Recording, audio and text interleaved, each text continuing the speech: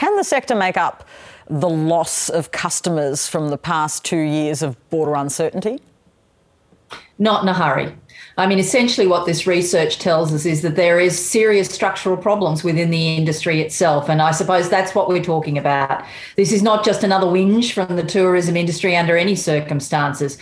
What it does say is that while other parts of the economy might be picking up and doing pretty well, tourism isn't, so long as we continue to have these domestic border problems.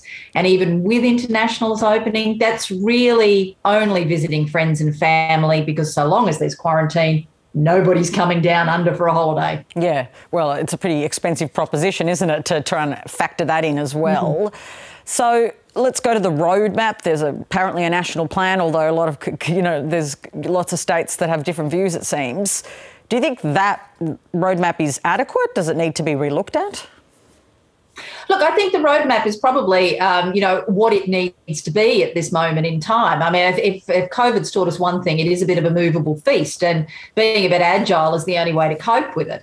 But I think essentially, there's a twinkling light of good news at the end of the tunnel, which is international borders will be opening. But if you think about it, nobody's coming here if they've got a quarantine. We've got serious problems with an aviation capacity perspective. Not enough seats to put bottoms on, simply because lots of those international carriers have taken their business, their planes, their pilots to other parts of the world that are open.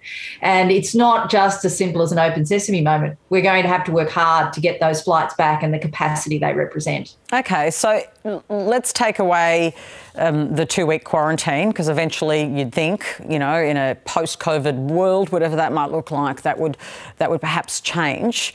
Are you saying even at that point the kind of market damage is so profound that Australia has lost its appeal as a destination? I think what the research says is that for many businesses, they genuinely feel that is the case. However, I would say this, it's not unfixable, but it's not going to happen in a couple of months. It's going to take years for this industry to recover. And essentially, we're not going to see a big volume of international visitors coming back here until well into next year.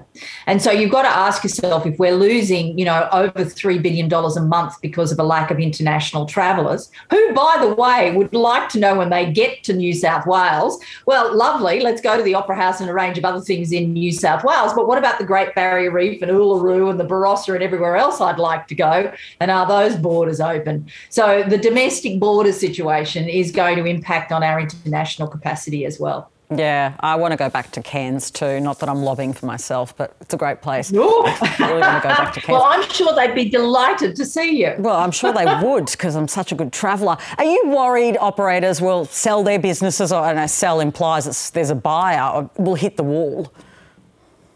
Well, I think this is the problem. This becomes the structural problem for the industry. We think we've probably lost about 600,000 direct and indirect jobs. You've got situations where the major hotels can only open 30 to 40% of their hotel capacity, because that's all the staff they can get. And then you're going to have this situation where we've literally lost a whole generation of expertise and experience within the industry, because people have taken their skills elsewhere and they're not coming back. And for those businesses who might have tried to hang on to the fly screen door, they've got no people to cope with the demand. So there's a complexity of structural issues here.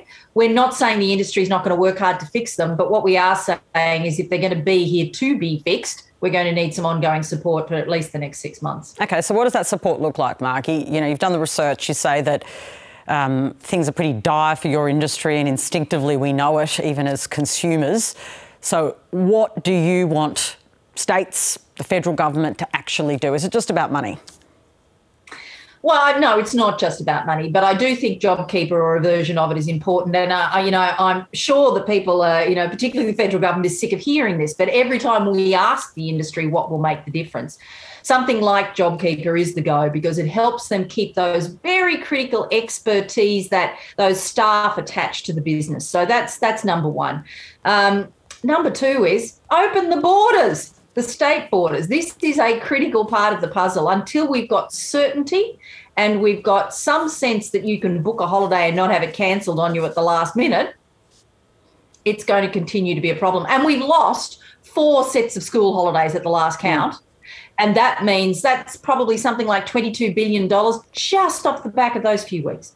So it's not rocket science. Bit of targeted financial support to the sector that meets the need, and open the borders.